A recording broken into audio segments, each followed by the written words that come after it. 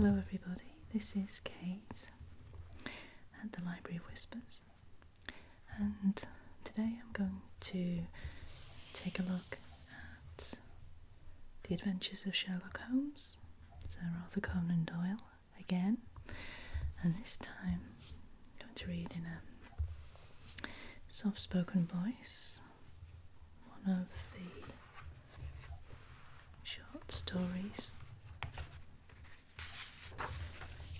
I think we will look at The Adventure of a Case of Identity, page 52.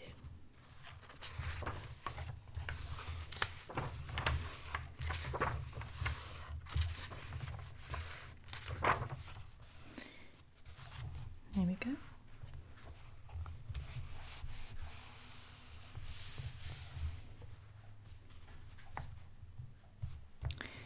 The Adventure of a Case of Identity.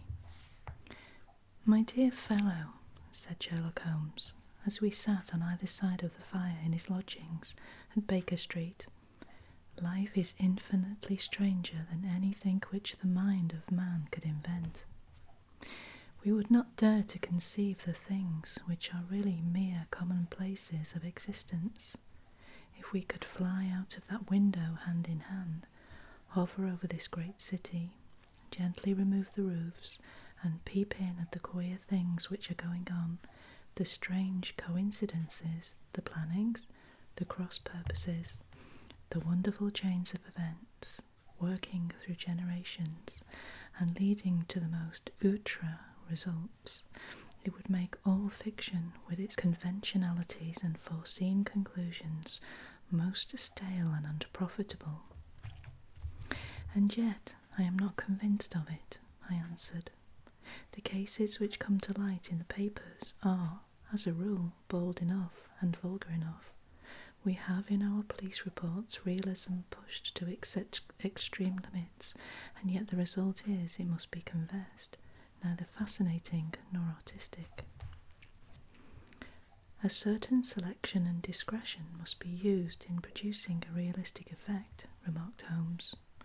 This is wanting in the police report, where more stress is laid perhaps upon the platitudes of the magistrate than upon the details, which to an observer contain the vital essence of the whole matter. Depend upon it, there is nothing so unnatural as the commonplace. I smiled and shook my head.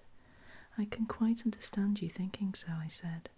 Of course, in your position of unofficial adviser and helper to everybody, who is absolutely puzzled, throughout 3 continents, you are brought in contact with all that is strange and bizarre. But here, I picked up the morning paper from the ground. Let us put it to a practical test. Here is the first heading upon which I come: a husband's cruelty to his wife. There is half a column of print, but I know without reading it that it is all perfectly familiar to me. There is, of course, the other woman, the drink, the push, the blow, the bruise, the sympathetic sister or landlady. The crudest of writers could invent nothing more crude. Indeed, your example is an unfortunate one for your argument, said Holmes, taking the paper and glancing his eye down it. This is the Dundas separation case, and, as it happens, I was engaged in clearing up some small points in connection with it. The husband was a teetotaler, there was no other woman, and the conduct complained of was that he had drifted into the habit of winding up every meal by taking out his false teeth and hurling them at his wife, which you will allow is not an action likely to occur to the imagination of the average storyteller. Take a pinch of snuff, Doctor, and acknowledge that I have scored over you in your example. He held out his snuff-box of old gold, with a great amethyst in the centre of the lid. Its splendour was in such contrast to his homely ways and simple life that I could not help commenting upon it. Ah, said he, I forgot that I had not seen you for some weeks. It is a little souvenir from the King of Bohemia in return for my assistance in the case of the Irene Adler papers. And the ring? I asked, glancing at a remarkable brilliant which sparkled upon his finger. It was from the reigning family of Holland, though the matter in which I served them was of such delicacy that I cannot confide it even to you, who have been good enough to chronicle one or two of my little problems. And have you any on hand just now? I asked with interest. Some 10 or 12, but none which presents any feature of interest. They are important, you understand.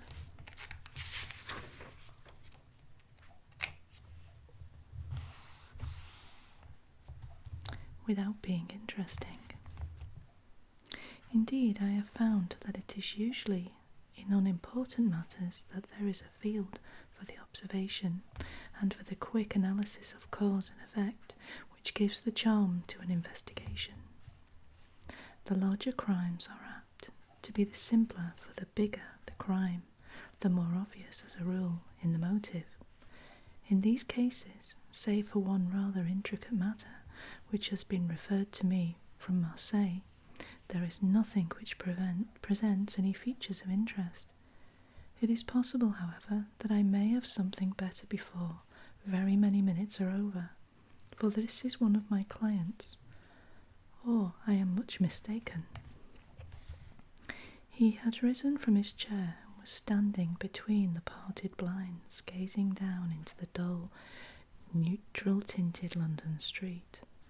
Looking over his shoulder, I saw that on the pavement opposite there stood a large woman, with a heavy fur boa round her neck, and a large curling red feather in a broad-brimmed hat, which was tilted in a coquettish Duchess of Devonshire fashion over her ear. From under this great panoply she peeped up, in a nervous, hesitating fashion, at our windows, while her body oscillated backwards and forwards and her fingers fidgeted with her glove buttons. Suddenly, with a plunge, as of the swimmer who leaves the bank, she hurried across the road, and we heard the sharp clang of the bell. "I have seen those symptoms before," said Holmes, throwing his cigarette into the fire. "Oscillation upon the pavement always means an affaire de cœur. She would like advice, but is not sure that the matter is not too delicate for communication, and yet even here we may discriminate. When a woman has been seriously wronged by a man, she no longer oscillates, and the usual symptom is a broken bell wire. Here we may take it that there is a love matter, for that the maiden is not so much angry as perplexed or grieved. But here she comes in person to resolve our doubts." As he spoke, there was a tap at the door, and the boy in buttons entered to announce Miss Mary Sutherland, while the lady herself loomed behind his small black figure, like a full-sailed merchantman behind a tiny pilot boat. Sherlock Holmes welcomed her with the easy courtesy for which he was remarkable, and having closed the door and bowed her into an armchair, he looked her over in the minute and yet abstracted fashion which was peculiar to him. "Do you not find," he said, "that with your short sight it is a little trying to do so much typewriting?" "I did at first," she answered, "but now I know where the letters are without looking." Then suddenly, realizing the full purpose of his words, she gave a violent start and looked up from the fear and astonishment upon her broad, good-humoured face. "You've heard about me, Mr. Holmes," she cried, "else how could you know all that?"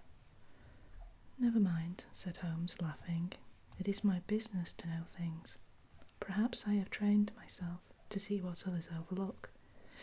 If not, why should you come to consult me?" "I came to you, sir, because I heard of you from Mrs. Etheridge, whose husband you found so easy when the police and everyone had given him up for dead. Oh, Mr. Holmes, I wish you would do as much for me.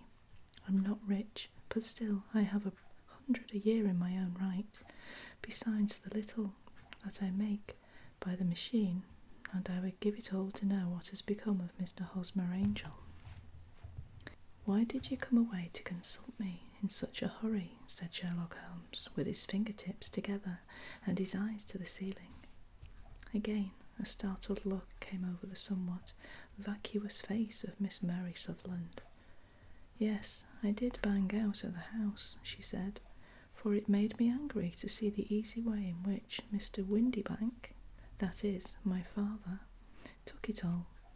He would not go to the police, and he would not go to you, and so at last, as he would do nothing, and kept on saying that there was no harm done, it made me mad, and I just on with my things and came right away to you. Your father, said Holmes. Your stepfather, surely, since the name is different.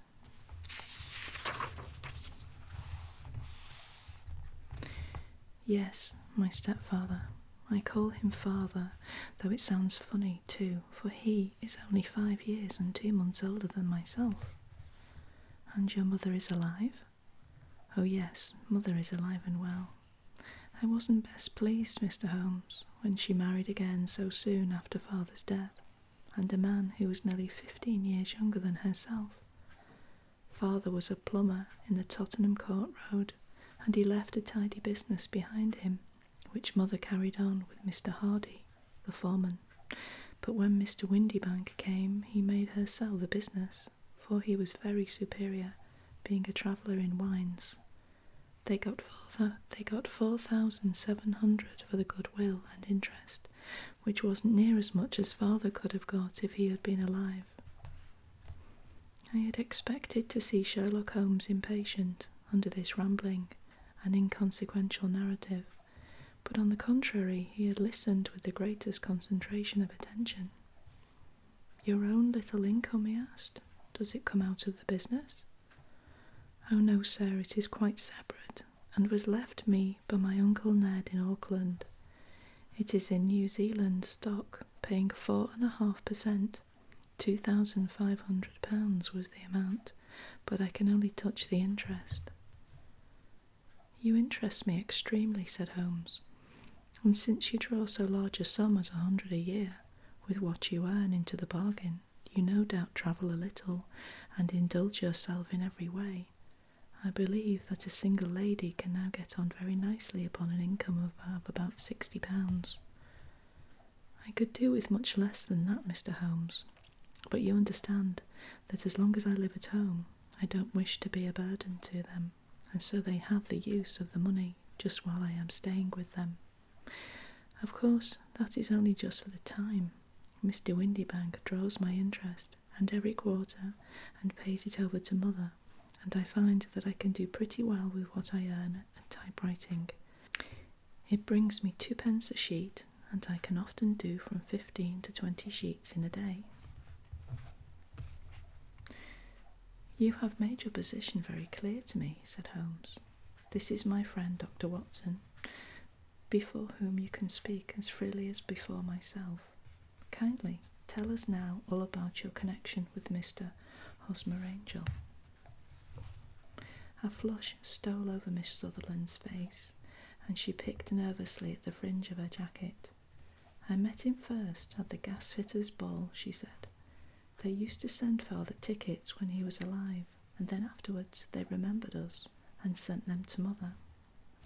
Mr. Windybank did not wish us to go. He never did wish us to go anywhere. He would get quite mad if I wanted so much as to join a Sunday school treat, but this time I was set on going, and I would go, for what right had he to prevent? He said the folk were not fit for us to know, when all father's friends were to be there, and he said that I had nothing fit to wear when I had my purple plush that I had never so much as taken out of the drawer. At last, when nothing else would do, he went off to France upon the business of the firm, but we went, mother and I, with Mr. Hardy, who used to be our foreman, and it was there I met Mr. Hosmer Angel. I suppose, said Holmes, that when Mr. Windybank came back from France, he was very annoyed at your having gone to the ball. Oh well, he was very good about it. He laughed, I remember, and shrugged his shoulders, and said that there was no use denying anything to a woman, for she would have her way. I see. Then, at the gasfitter's ball, you met, as I understand, a gentleman called Mr. Hosmer Angel. Yes, sir. I met him that night, and he called next day to ask if we had got home all safe, and after that we met him. That is to say, Mr. Holmes, I met him twice for walks, but after that father came back again, and Mr. Hosmer Angel could not come to the house any more. No? Well, you know, father didn't like anything of the sort. He wouldn't have any visitors, if he could help it, and he used to say that a woman should be happy in her own family circle. But then, as I used to say to mother,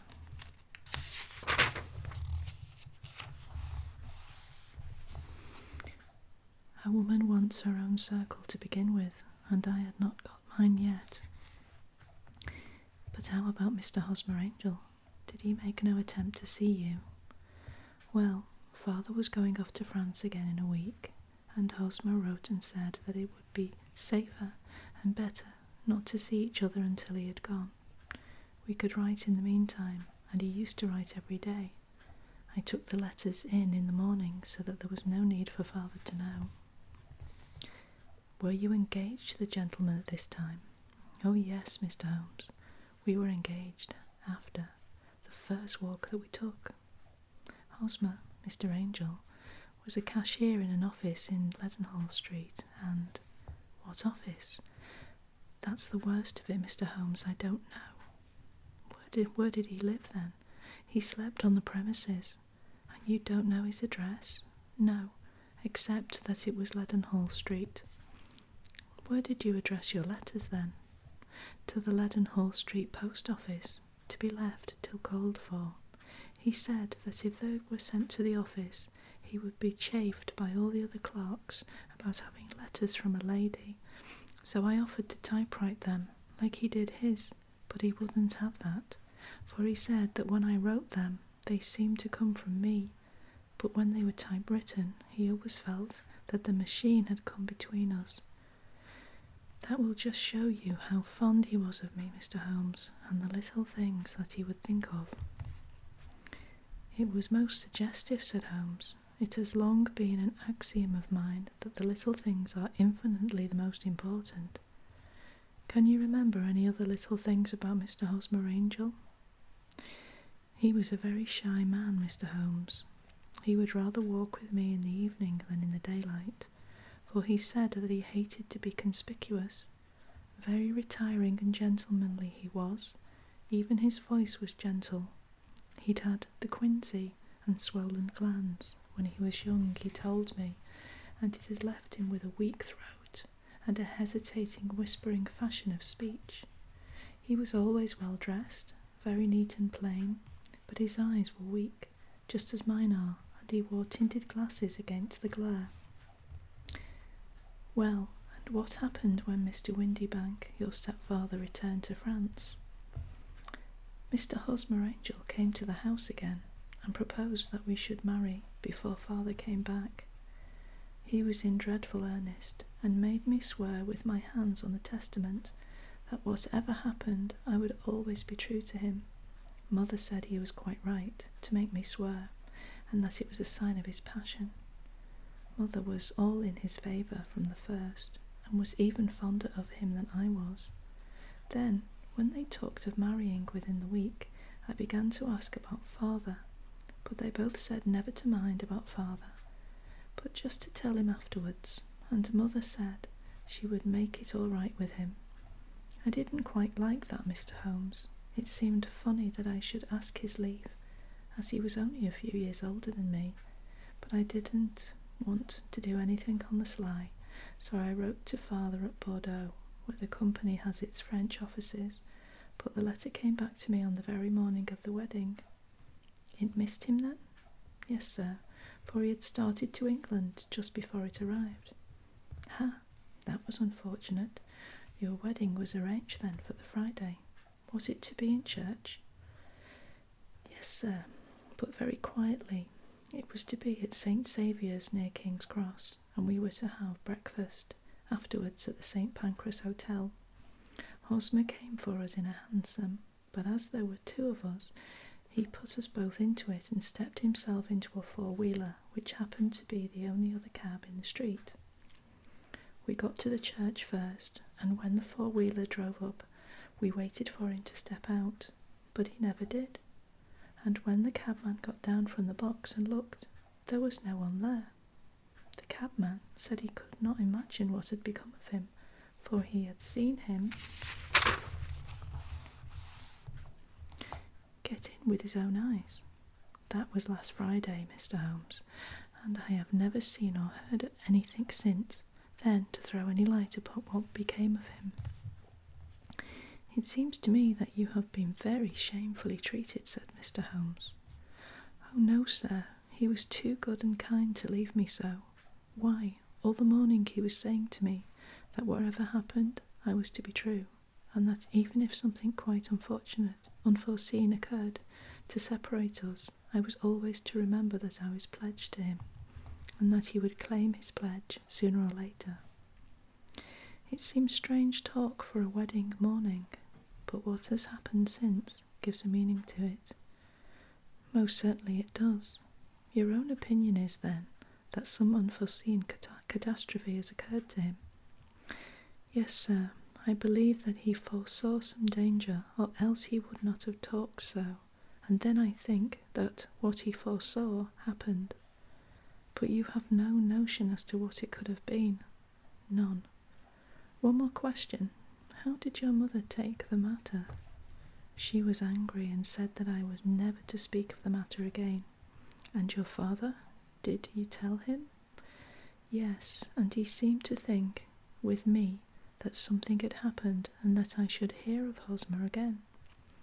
As he said, what interest could anyone have in bringing me to the doors of the church and then leaving me? Now, if he had borrowed my money, or if he had married me and got my money settled on him, there might be some reason. But Hosmer was very independent about money, and he never would look at a shilling of mine. And yet, what could have happened? And why could he not write? Oh, it drives me half mad to think of, and I can't sleep a wink at night. She pulled a little handkerchief out of her muff and began to sob heavily into it. I shall glance into the case for you, said Mr. Holmes, rising, and I have no doubt that we shall reach some definite result. Let the weight of the matter rest upon me now, and do not let your mind dwell upon it further. Above all, try to let Mr. Hosmer Angel vanish from your memory, as he has done from your life. Then you don't think I'll see him again? I fear not. Then what has happened to him? You will leave that question in my hands. I should like an accurate description of him, and any letters of his which you can spare. I advertised for him in last Saturday's Chronicle, said she. Here is the clip, and here are 4 letters from him. Thank you. And your address? 31 Lion Place, Camberwell. Mr. Angel's address you never had, I understand. Where is your father's place of business? He travels for Westhouse and Marbank, the great claret importers of Fenchurch Street. Thank you. You have made your statement very clearly. You will leave the papers here, and remember the advice which I have given you.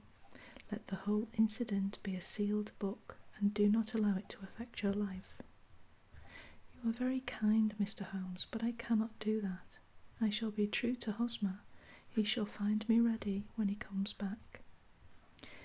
For all the preposterous hat and the vacuous face, there was something noble in the simple faith of our visitor which compelled our respect. She laid her little bundle of papers upon the table and went her way, with a promise to come again whenever she might be summoned. Sherlock Holmes sat silent for a few minutes, with his fingertips still pressed together, his legs stretched out in front of him, and his gaze directed upwards to the ceiling. Then he took down from the rack the old and oily clay pipe, which was to him as a counsellor, and having lit it, he leaned back in his chair with the thick blue cloud wreaths spinning up from him, and a look of infinite languor in his face.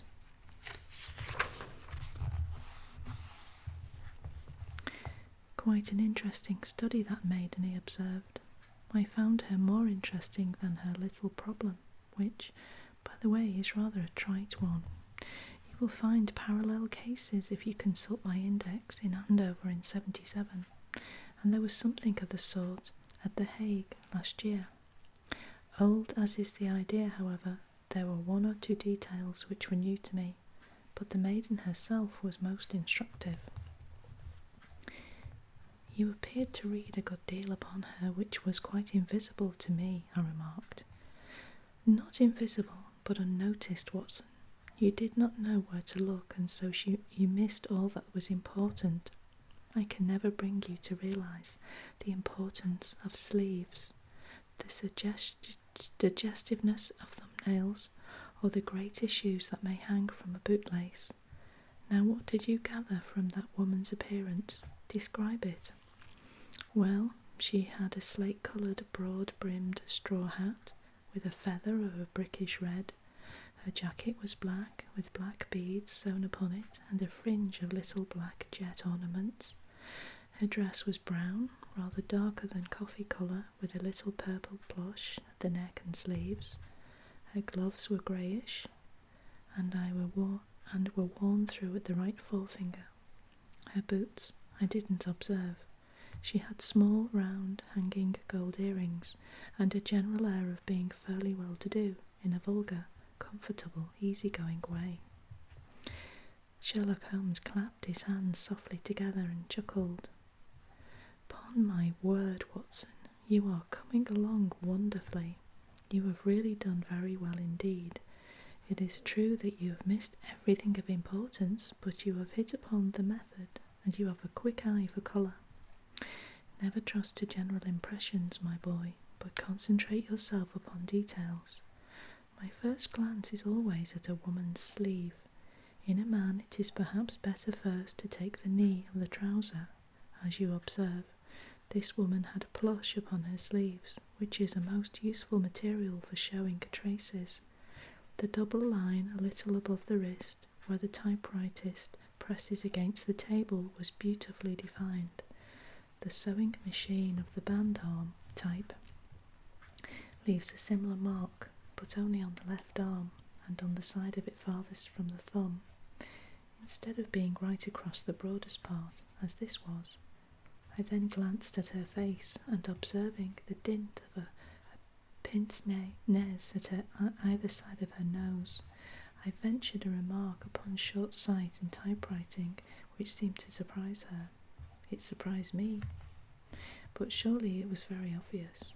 I was that much surprised and interested on glancing down to observe that though the boots which she was wearing were not unlike each other, they were really odd ones, the one having a slightly decorated toe cap, and the other a plain one. One was buttoned only in the 2 lower buttons out of 5, and the other at the first, third, and fifth.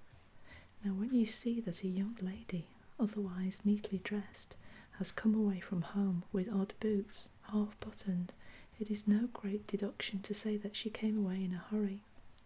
And what else? I asked, keenly interested, as I always was by my friend's incisive reasoning. I noted, in passing, that she had written a note before leaving home, but after being fully dressed. You observed that her right glove was torn at the forefinger, but you did not apparently see that both glove and finger were stained with violet ink. She had written in a hurry, and dipped her pen too deep. It must have been this morning, or the mark would not remain clear upon the finger. All this is amusing, though rather elementary. But I must go back to business, Watson. Would you mind reading me the advertised description of Mr. Hosmer Angel? I held the little printed slip to the light.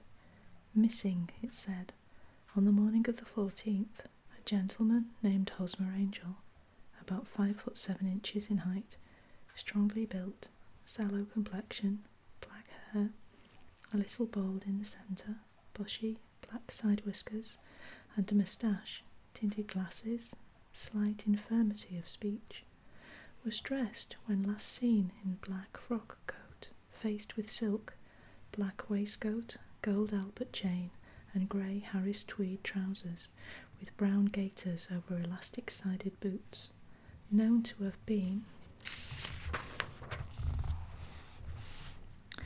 employed in an office in Leadenhall Street, anybody bringing, etc., etc.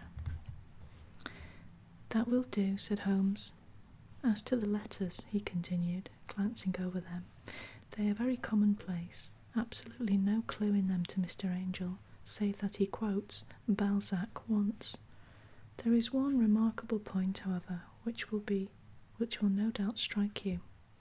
They are typewritten," I remarked. "Not only that, but the signature is typewritten. Look at the neat little Hosmer Angel at the bottom. There is a date, you see, but no superscription except Leadenhall Street, which is rather vague. The point about the signature is very suggestive, in fact. We may call it conclusive." "Of what?" "My dear fellow, it is possible you do not see how strongly it bears upon the case." "I cannot say that I do, unless it were that he wished to be able to deny his signature if an action for breach of promise were instituted. No, that was not the point. However, I shall write 2 letters which should settle the matter. One is to a firm in the city, the other is to the young lady's stepfather, Mr. Windybank, asking him whether he could meet us here at 6 o'clock tomorrow evening. It is just as well that we should do business with the male relatives. And now, Doctor, we can do nothing until the answers to those letters come, so we may put our little problem upon the shelf for the interim."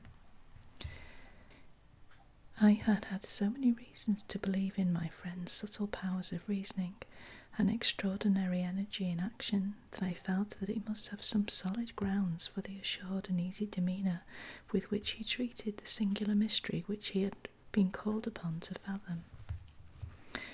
Once only had I known him to fail, in the case of the King of Bohemia and of the Irene Adler photograph, but when I looked back to the weird business of the sign of 4 and the extraordinary circumstances connected with the study in scarlet, I felt that it would be a strange tangle indeed which he could not unravel.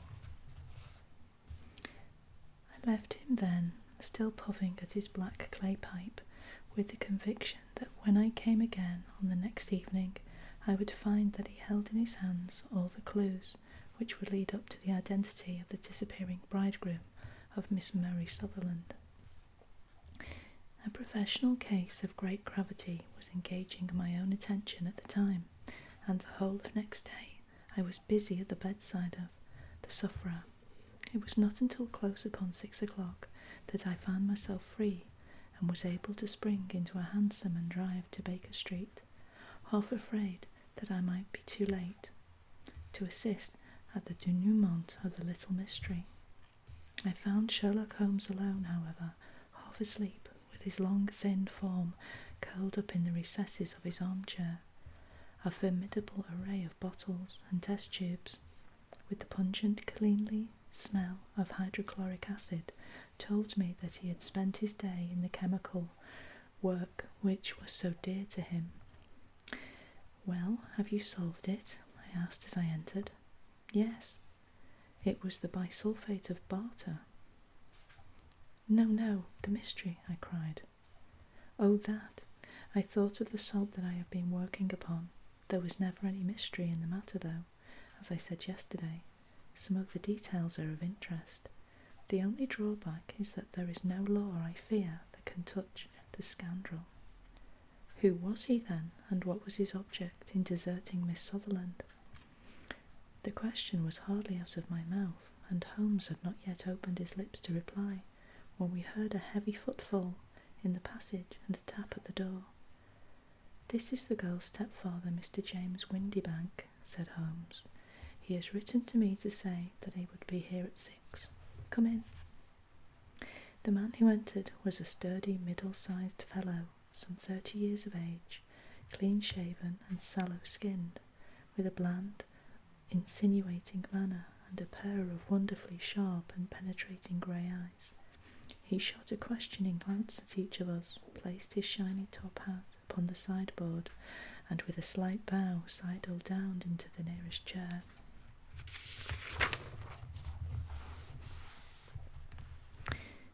"Good evening, Mr. James Windybank," said Holmes. "I think that this typewritten letter is from you, in which you made an appointment with me for 6 o'clock. "Yes, sir, I am afraid that I am a little late, but I am not quite my own master, you know. I am sorry that Miss Sutherland has troubled you about this little matter, but I think it is far better not to wash linen of this sort in public. It was quite against my wishes that she come, but she is a very excitable, impulsive girl, as you may have noticed, and she is not easily controlled when she has made up her mind on a point. Of course, I do not mind you so much as you are not connected with this official police, but it is not pleasant to have a family misfortune like this noised abroad. Besides, it is a useless expense, for how could you possibly find this Hosmer Angel?" "On the contrary," said Holmes quietly, "I have every reason to believe that I will succeed in discovering Mr. Hosmer Angel." Mr. Windybank gave a violent start and dropped his gloves. "I am delighted to hear it," he said. "It is a curious thing," remarked Holmes, "that a typewriter has really quite as much individuality as a man's handwriting. Unless they are quite new, no two of them write exactly alike. Some letters get more worn than others, and some wear only on one side. Now you remark in this note of yours, Mr. Windybank, that in every case there is some little slurring over of the E and a slight defect in the tail of the R. There are 14 other characteristics, but those are the more obvious. We do all our correspondence with the machine at the office, and no doubt it is a little worn," our visitor answered, glancing keenly at Holmes with his bright little eyes. "And now I will show you what is really a very interesting study, Mr. Windybank," Holmes continued. "I think of writing another little monograph, some of these days, on the typewriter and its relation to crime. It is a subject to which I have devoted some little attention. I have here 4 letters which purport to come from the missing man. They are all typewritten. In each case, not only are the E's slurred and the R's tailless, but you will observe, if you care to use my magnifying lens, that the 14 other characteristics to which I have alluded are there as well." Mr. Windybank sprang out of his chair and picked up his hat. "I cannot waste time over this sort of fantastic talk, Mr. Holmes," he said. "If you can catch the man, catch him, and let me know when you have done it." "Certainly," said Holmes, stepping over and turning the key in the door. "I let you know, then, that I have caught him." "What? Where?" shouted Mr. Windybank, turning white to his lips and glancing about him like a rat in a trap. "Oh, it won't do, really it won't," said Holmes, suavely. "There is no possible getting out of it, Mr. Windybank. It is quite too transparent, and it was a very bad compliment when you said it was impossible for me to solve so simple a question. That's right. Sit down and let us talk it over." Our visitor collapsed into a chair with a ghostly face and a glitter of moisture on his brow. It's not actionable," he stammered. "I am very much afraid that it is not, but between ourselves, Windybank, it was as cruel and selfish and heartless a trick in a petty way as ever came before me. Now let me just run over the course of events, and you will contradict me if I go wrong." The man sat huddled up in his chair, with his head sunk upon his breast, like one who is utterly crushed. Holmes stuck his feet up on the corner of the mantelpiece, and leaning back with his eyes in his pockets, began talking, rather to himself, as it seemed, than to us. "The man married a woman very much older than himself for her money," said he, "and he enjoyed the use of the money of the daughter as long as she lived with them. It was a considerable sum for people in their position, and the loss of it would have made a serious difference. It was worth an effort to preserve it. The daughter was of a good, amiable disposition, but affectionate and warm-hearted in her ways, so it was evident that with her fair personal advantage and her little income, she would not be allowed to remain single long. Now her marriage would mean, of course, the loss of 100 a year, so what does her stepfather do to prevent it? He takes the obvious course of keeping her at home and forbidding her to seek the company of people of her own age. But soon he found that would not answer forever. She became restive, insisted upon her rights, and finally announced her positive intention of going to a certain ball. What does her clever stepfather do then? He conceives an idea more creditable to his head than to his heart. With the connivance and assistance of his wife, he disguised himself, covered those keen eyes with tinted glasses, masked the face with a moustache and a pair of bushy whiskers, sunk that clear voice into an insinuating whisper, and doubly secure on account of the girl's short sight, he appears as Mr. Hosmer Angel and keeps on off other lovers by making love himself. It was only ever a joke at first, groaned our visitor. We never thought that she would have been so carried away. Very likely not. However, that may be, the young lady was very decidedly carried away, and having quite made up her mind that her stepfather was in France, the suspicion of treachery never for an instant entered her mind. She was flattered by the gentleman's attentions, and the effect was increased by the loudly expressed admiration of her mother. Then Mr. Angel began to call, for it was obvious that if the matters should be pushed as far as it would go, if a real effort were to be produced, there were meetings and an engagement ring which would finally secure the girl's affections from turning towards anyone else. But the deception could not be kept up forever. These pretended journeys to France were rather cumbrous. The thing to do was clearly to bring the business to an end in such a dramatic manner that it would leave a permanent impression upon the young lady's mind, and prevent her from looking upon any other suitor for some time to come. Hence, those vows of fidelity exacted upon a testament, and hence also the allusions to a possibility of something happening on the very morning of the wedding. James Windybank wished Miss Sutherland to be so bound to Hosmer Angel, and so uncertain as to his fate, that for 10 years to come, at any rate, she would not listen to another man.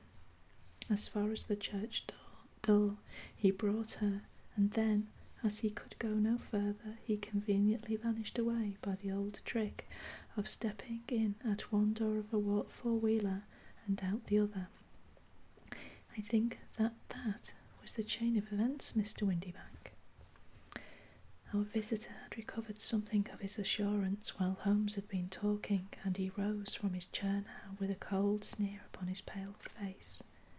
"It may be so, or it may not, Mr. Holmes," said he, "but if you are so very sharp, you should ought to be sharp enough to know that it is you who are breaking the law now, and not me.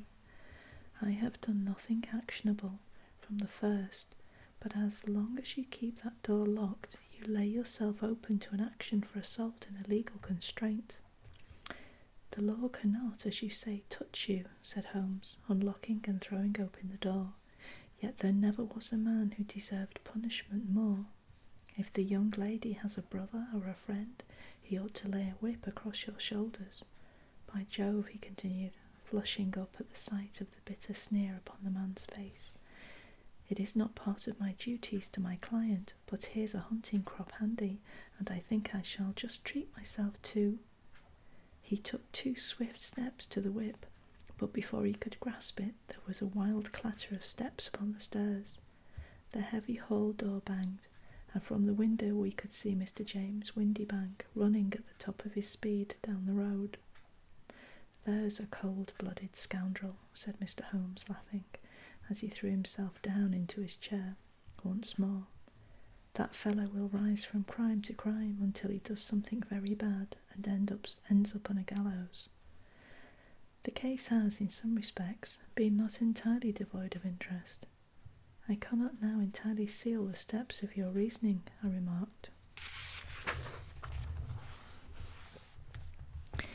Well, of course it was obvious from the first that this Mr. Hosmer Angel must have some strong object for his curious conduct, and it was equally clear that the only man who really profited by the incident, as far as we could see, was the stepfather.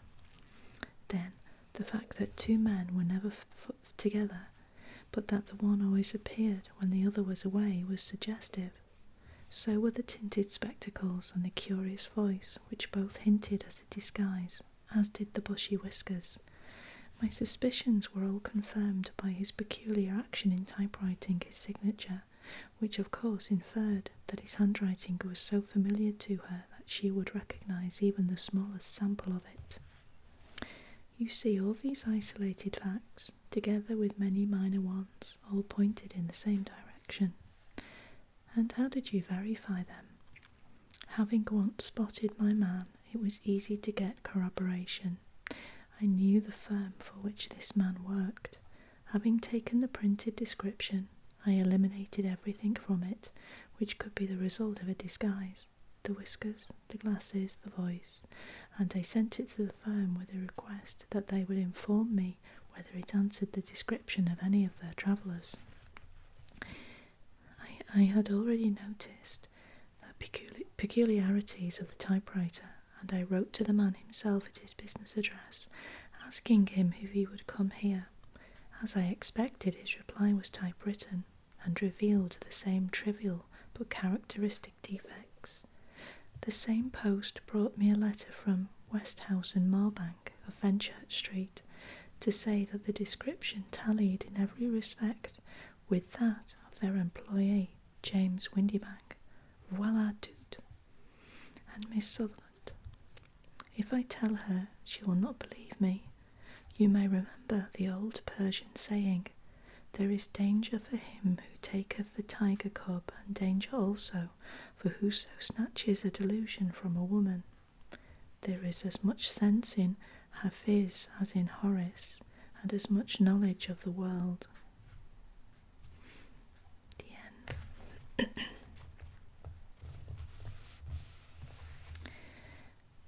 Well, I hope you enjoyed that little story from the Adventures of Sherlock Holmes, A Case of Identity. This is Kate at the Library Whispers. Thank you for joining me, and I hope to see you again very soon.